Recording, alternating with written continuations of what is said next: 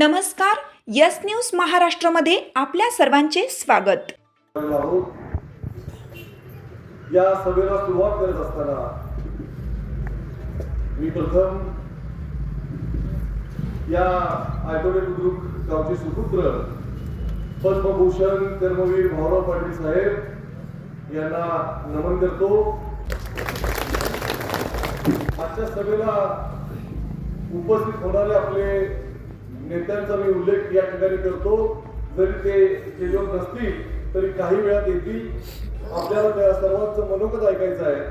मी पहिल्यांदा येत आहेत माननीय श्री आमदार संदीप देशमुख साहेब, त्याच पद्धतीनं विधान परिषदेचे आमदार माजी मंत्री श्री सदाभाऊ खोत साहेब, आपल्या सर्वांचे युवा नेते, भारतीय जनता पार्टीचे जिल्हा अध्यक्ष व ज्यांच्या नेतृत्वाखाली आपण या सर्व निवडणुका लढतोय ते सन्माननीय सरदार बाबा भाडी साहेब या ठिकाणी उपस्थित होतील.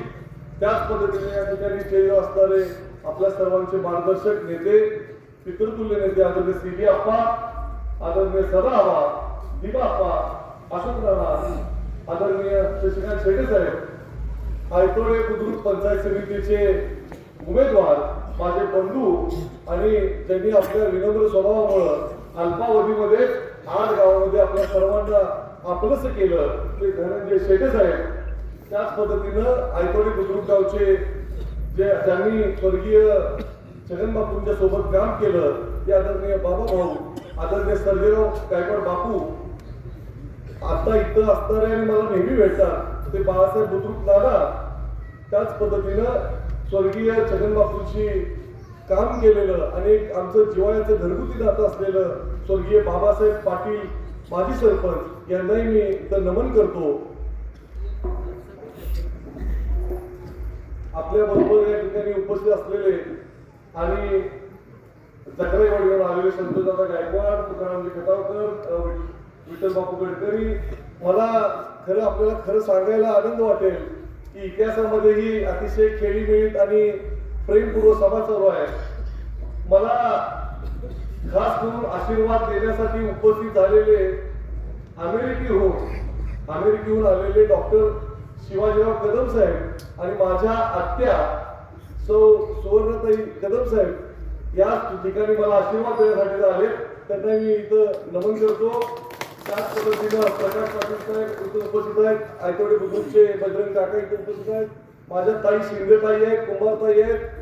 आणि मी खरं सांगतो, इथं बसलेल्या विष्णूपासून जावेदर शेखर साहेबांच्या पासून सुशांत भक्तेपर्यंत, श्रीरंग बहादर साहेबांच्या पर्यंत आणि या बाजूला बसलेल्या आमच्या ओंकार नागरेंच्या पासून अंकुश पाटील साहेबांच्या पर्यंत मला सगळ्यांची नावं माहिती आहेत आणि मी सगळ्यांना मनापासून नमस्कार करतो. या ठिकाणी असलेल्या माझ्या माता भगिनींनाही नमस्कार करतो आणि इकडे असलेल्या माझ्या मित्रांनाही नमस्कार करतो. तर आज सकाळपासून पहिल्यांदा कारवे, ढगेवाडी, शेखरवाडी, डोंगरवाडी, ठाणापुढे आणि ठाणापुढ्यानंतर तामजाई मंदिर देवीचं दर्शन घेतलं आणि त्या ठिकाणी मी सतीभाऊ देशमुख साहेब आम्ही सगळे रस्त्यावर प्रसाद घ्यायला बसलो.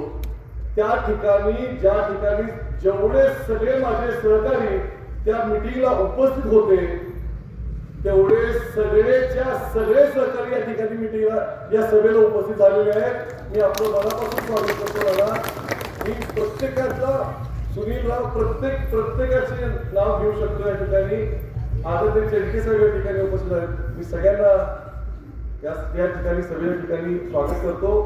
आता थोडस सभेच्या मुद्द्यावर बोलत असताना विकासाबद्दल बोलतो. 2023 ची परिस्थिती थोडीशी आठवूया. आदरणीय सतीभाऊ आमदार नव्हते. 2024 साली त्यांना भारतीय जनता पार्टीनं तिकीट दिलं. त्यांना तिकीट दिल्यानंतर माझे बंधू, मोठे बंधू राहुलदादा भाडिक, सरदार बाबा भाडिक आणि माझे मार्गदर्शक आदरणीय सदाभाऊ खोत साहेब आणि स्टेजवर बसणारे सन्माननीय सर्वच्या सर्व नेते मंडळी यांनी मनात घेतलं की काय नाही, आपण सतीश देशमुख साहेबांना निवडून आणलं पाहिजे.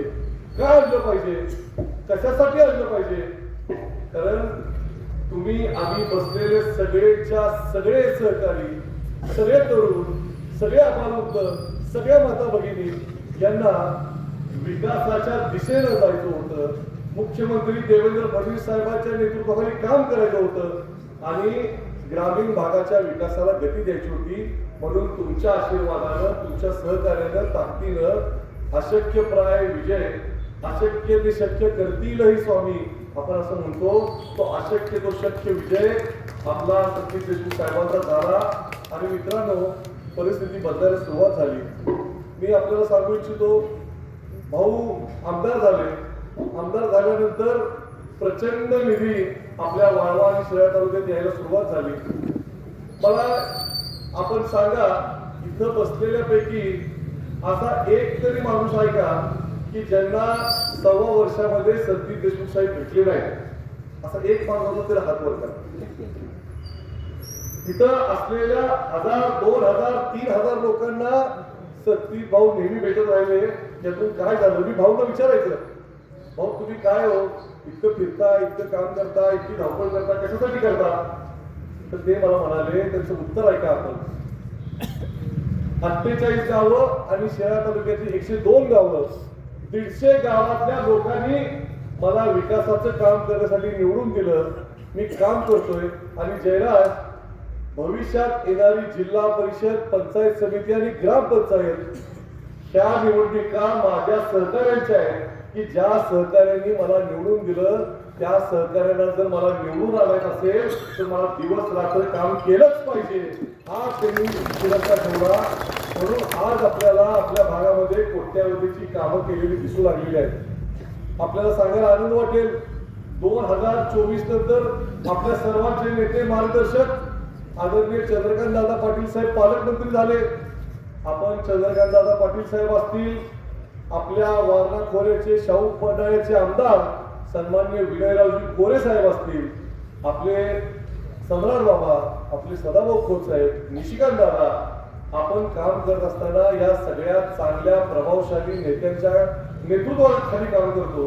कारण काय आहे, आपण एकतर प्रवाहाच्या विरोधात काम करत असताना हे सगळे नेते मंडळी आपलं आपलं छत्र धरून आपल्याला ताकद द्यायचं, आपल्याला आश्वस्त करायचं काम करत असतात.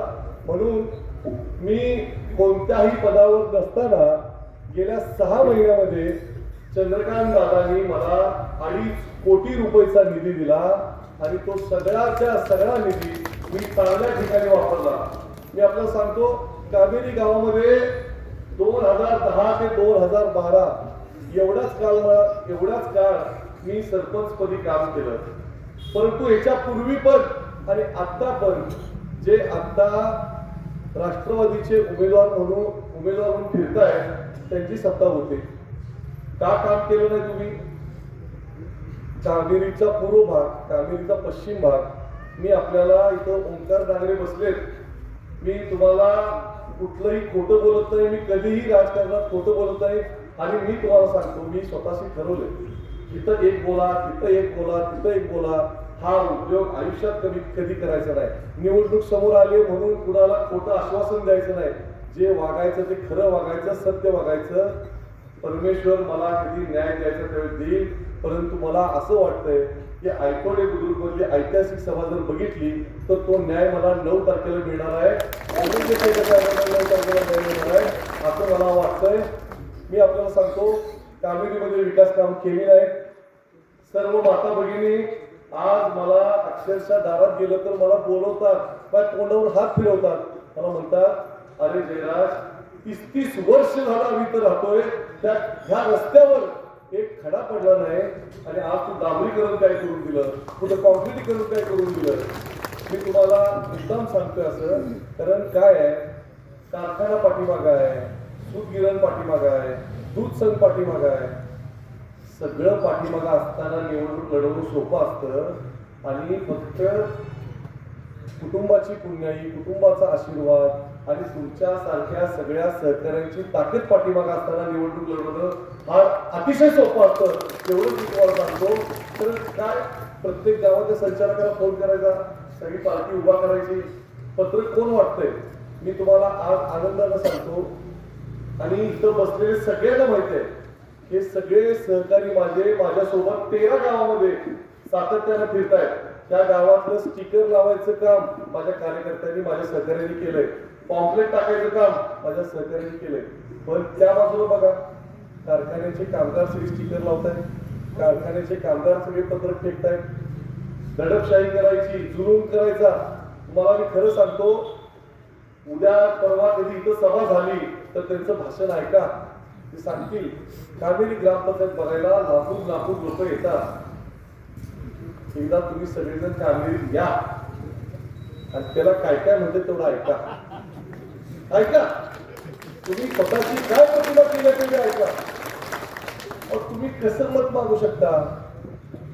तुम्ही समाजापुढे काय उदाहरण ठेवलंय मला सांगा. एखादा गुन्हेगार असतो, स्वतःच्या ऑफिसमध्ये जर बसला तर बाकीचे 4 सुद्धा गुन्हेगारच बसतात.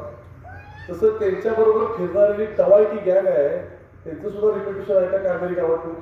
त्यांचा उद्योग काय आहे, कशा प्रकारचा उद्योग आहे, काय करतात याची माहिती घ्या. म्हणून मी आपल्याला फार काही सांगणार नाही, परंतु आयकोडे बुद्रुक या गावचं नाव महाराष्ट्र राज्यात आहे का?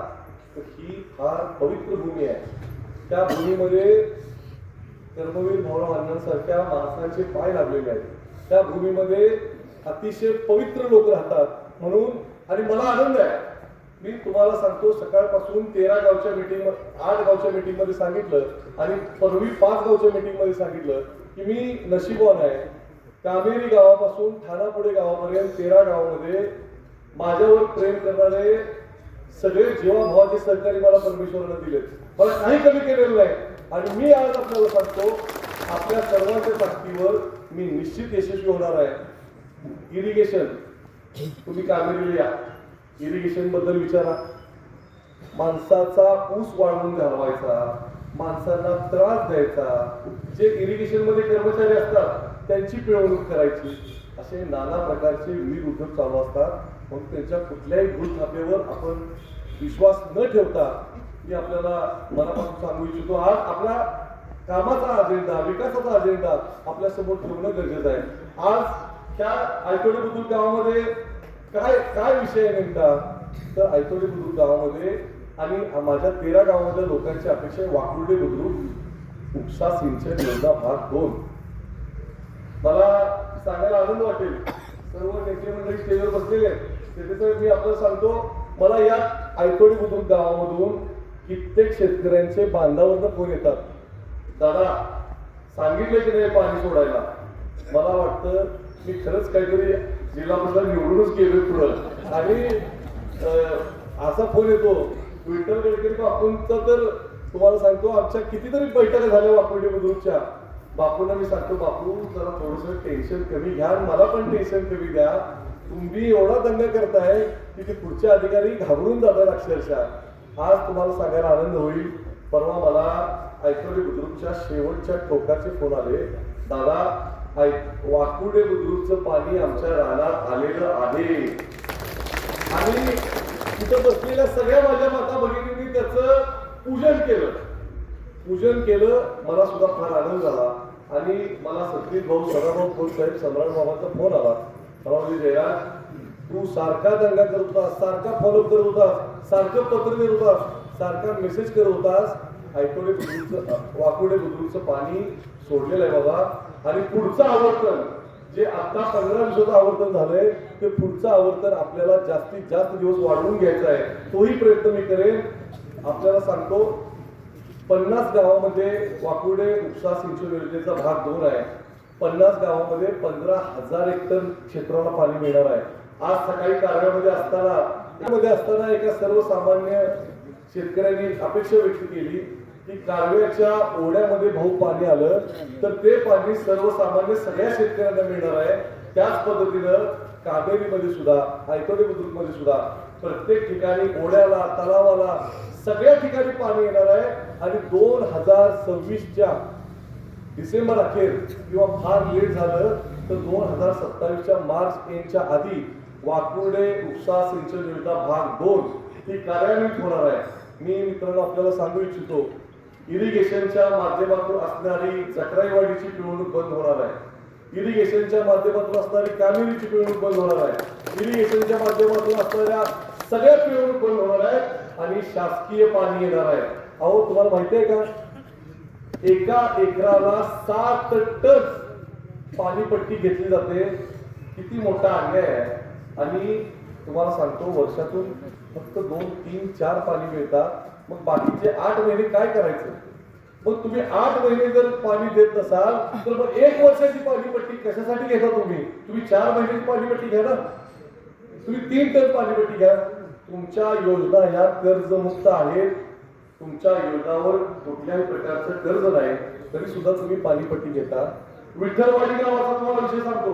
विठ्ठलवाडी गावामध्ये शेतकऱ्यांना इरिगेशनची स्कीम करून देतो म्हणलं आणि त्यांच्याकडून 2 वर्षाचं व्याजासहित वसुली त्यांच्या उसाच्या बिलातून केली. योजना लांबली यांच्याकडून, काम झालं नाही यांच्याकडून आणि व्याज भरलं शेतकऱ्यांनी. मला शेतकऱ्यांचे फोन येतात, दादा वाकूड या इरिगेशनच्या स्कीम मध्ये आमचं डिपॉझिट अडकलंय, आमची अनामत रक्कम अडकले, व्याज अडकले. मला त्यांना द्यायला उत्तर नाही, कारण किती पिळवणूक केलेली आहे. पण मी आज या ठिकाणी आपल्याला सांगतो, आपल्या आशीर्वादानं ज्या दिवशी माझा विजय प्राप्त होईल त्या दिवसापासून इरिगेशनच्या अन्यायाविरोधात आम्ही लढा चालू करणार आहे. तो लढा शासकीय स्तरावरचा असेल, तो लढा न्यायालयीन स्तरावरचा असेल, परंतु प्रत्येक शेतकऱ्याला न्याय मिळाला पाहिजे. आणि मी आज सांगतो आपल्याला, ज्या माझ्या विठ्ठलवाडी गावच्या शेतकऱ्याचा अन्याय झाला आहे त्यांची फाईल तयार करून कसल्याही परिस्थितीत त्यांना न्याय देण्याचा प्रयत्न मी करणार आहे. मी तुम्हाला सांगतो, आयतोडे बुद्रुकचं जवळजवळ 1500 एकर क्षेत्र भिजणार आहे. डोंगरवाडीचं जवळजवळ 800 एकर आहे. शेखरवाडीचं 500 एकर आहे. जकराईवाडीचं जवळजवळ 500 एकर आहे. कर्जवडीचं जवळजवळ 1700 एकर आहे.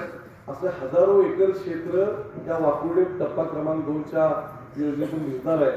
म्हणून मी आपल्याला सांगू इच्छितो, आपण काही बघू नका. आपला आशीर्वाद, आपलं सहकार्य माझ्या पाठीशी राहू दे. माझे बंधू धनंजय शेटे साहेब या ठिकाणी आहेत, ते पंचायत समितीला उमेदवार आहेत. मी तुम्हाला सांगतो, हे सगळेच्या सगळे आयतोडेचे टीम विनय कोरे साहेबांना भेटायला गेले. विनय कोरे साहेबांचे आशीर्वाद घेतले आणि कोरे साहेबांना सांगितलं, साहेब आपला धनंजय आपल्या संकुलामध्ये काम करतो, कष्ट करतो, आपलं कुटुंब चालवतो. त्या धनंजयला साहेब भारतीय जनता पार्टीने उमेदवारी दिलेली आहे. साहेबांना फार आनंद झाला. साहेब म्हणले, खरंच या भारतीय जनता पार्टीचं मी आभार मानलं पाहिजे की एका सर्वसामान्य कुटुंबातल्या मुलग्याला त्यांनी उमेदवारी दिली. परंतु दुसरी गोष्ट काय आहे, आपले आमदार जे आहेत संदीप देशमुख साहेब, त्यांच्या कन्या माझ्या भगिनी साई तेजस्वी ताई कोकरूड मतदारसंघातून जनसुराज पक्षाच्या चिन्हावर, जनसुराज पक्षाच्या पार्टीतून उभा राहिलेले आहेत. त्याचा अर्थ लक्षात घ्या. आदरणीय कोरे साहेबांनी माझ्या बहिणीला, माझ्या भगिनीला आशीर्वाद दिलाय आणि मी आपल्याला या ठिकाणी सांगतो, साई तेजस्वी ताई या सांगली जिल्ह्यामध्ये सगळ्यात जास्त मताने निवडून येणार आहेत. आपण आम्हाला काम करायची संधी द्या. मी एकच विनंती करतो, येणाऱ्या 7 तारखेला जयराज चंद्रकांत पाटील कामेरी जिल्हा परिषदसाठी, धनंजय सुभाष शेटे हे आयतोडे बुद्रुक पंचायत समितीसाठी, आमच्या दोघांचंही चिन्ह कमळ आहे आणि कमळासमोरचं बटन दाबून आपण आम्हाला विजय करावं. आणि येणारे 4-5 दिवस आहेत ते अतिशय काळजीपूर्वक, अतिशय जाणीवपूर्वक आपण प्रत्येक कुटुंबापर्यंत, प्रत्येक व्यक्तीपर्यंत पोहोचावं एवढी विनंती करतो. आणि माझ्या कामेरी गावापासून जांभूळवाडी, वाघवाडी पासून ठाणापुड्यापर्यंत सगळेच्या सगळे सहकारी त्या सभेला उपस्थित झाले. मी माझ्या आयुष्यामध्ये एवढी भव्य दिव्य सभा या आयतोडे बुद्रुकमध्ये कधी पाहिली नाही. त्याबद्दल तुम्हाला धन्यवाद देतो. आणि आपल्याला छोटंसं सांगतो, आयतोडे बुद्रुकमध्ये पद्मभूषण कर्मवीर भाऊराव पाटील साहेबांचं भव्य दिवस स्मारक उभा राहावं त्यासाठी 2 कोटीचा निधी उपलब्ध झालेला आहे. आणि ते स्मारक आपल्याला प्रेरणा देणारं स्मारक ठरेल अशी ग्वाही पालकमंत्री चंद्रकांत दादांनी दिलेली आहे. अद्यावत व्यायामशाळेचा विषय असू दे. आणि मला खास करून आपल्याला सांगावंसं वाटेल की आपल्या जे गौतम नगरमध्ये आपलं समाजाचं जे मोठं स्मारक आहे त्याला 20 लाख रुपयाचा निधी सन्माननीय सतीश भाऊ देशमुख साहेबांनी उपलब्ध करून दिलेला आहे. या ठिकाणी मी माझं सर्व काही बरोबर आपल्या पुढे कथन केलेलं आहे. आपण मला आशीर्वाद द्यावा, धन्यवाद आशीर्वाद द्यावा एवढी विनंती करतो. जय हिंद, जय महाराष्ट्र, जय जिनेंद्र. धन्यवाद दादा. तुमची साथ आमची. यस न्यूज महाराष्ट्र चॅनलला लाईक करा व सबस्क्राईब करायला विसरू नका.